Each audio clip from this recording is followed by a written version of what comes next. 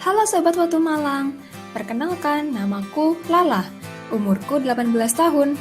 Hari ini aku akan mengajak teman-teman semua untuk belajar bersama mengenai dampak narkotika terhadap kesehatan dan psikologis manusia. Menurut Badan Narkotika Nasional atau BNN, narkotika merupakan zat atau obat-obatan yang bersifat alamiah, sintetis, hingga semi-sintetis. Jika digunakan secara berlebihan, maka akan dapat menimbulkan halusinasi hingga merusak organ tubuh manusia loh. Seram sekali ya. Bagaimana sih bentuk dari narkotika itu sendiri? Begini nih teman-teman. Ada yang bentuknya seperti kristal, yakni biasa disebut sebagai sabu. Kemudian ada yang bentuknya serbuk putih, ini adalah contoh dari kokain. Serta yang berbentuk daun ini adalah daun ganja. BNN mengklasifikasikan narkotika tersebut ke dalam 3 golongan. Tapi sebenarnya narkotika itu buat apa sih? Apakah ada manfaatnya? Yuk langsung simak aja penjelasan berikut ini. Beberapa jenis narkotika sering digunakan dalam bidang kesehatan loh. Misalnya, morfin, yakni jenis narkotika golongan kedua yang biasa digunakan untuk mengurangi rasa nyeri pada tubuh. Kemudian ada amfetamin yang termasuk dalam narkotika golongan ketiga, biasa digunakan sebagai obat stimulan untuk individu yang memiliki Attention Deficit and Hyperactivity Disorder atau ADHD. Kemudian kalau dipakai berlebihan atau tidak sesuai dengan resep dokter, apa saja ya akibatnya?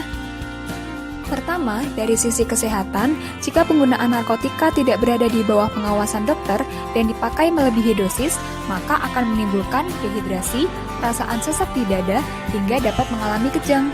Nah, kalau dari sisi psikologisnya, dapat memunculkan gangguan fungsi kognitif seperti sulit untuk berpikir dan menentukan keputusan, kehilangan ingatan, hingga dapat menimbulkan gangguan depresi.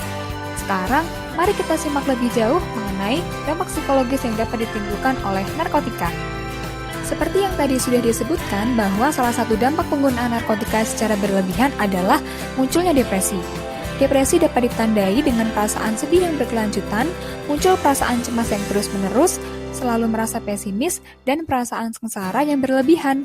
Jika individu tersebut tidak ditangani dengan baik, maka akan berdampak pada fungsi dirinya sebagai manusia, seperti sulit untuk berkonsentrasi ketika belajar, hingga kurang berprestasi di sekolah, serta dapat berdampak juga pada aktivitas sosialnya, seperti menarik diri dari pergaulan. Sekarang, mari kita lihat contoh kasus di Indonesia. Sebelumnya, apakah teman-teman tahu ini apa? Ternyata ini adalah narkotika dengan jenis ekstasi yang berbentuk seperti permen. Walaupun bentuknya lucu, tapi ini sangat mematikan loh teman-teman. Para pelaku penyebar narkotika ini memiliki target anak dan remaja. Maka dari itu, teman-teman harus selalu berhati-hati ya, terutama ketika menerima tawaran dari orang lain yang baru dikenal. Kemudian, apa ya yang harus dilakukan ketika teman-teman bertemu dengan seseorang yang menawarkan permen seperti itu, atau ketika menjumpai orang yang terkena pengaruh narkotika? Teman-teman bisa langsung menghubungi atau meminta bantuan orang tua maupun guru untuk menghubungi nomor telepon berikut ini. Teman-teman juga bisa mengunjungi laman berikut ini untuk melakukan pelaporan ketika mengetahui adanya penggunaan narkotika di sekitar kalian. Mari bersama-sama kita wujudkan Indonesia yang sejahtera dan bebas dari narkotika.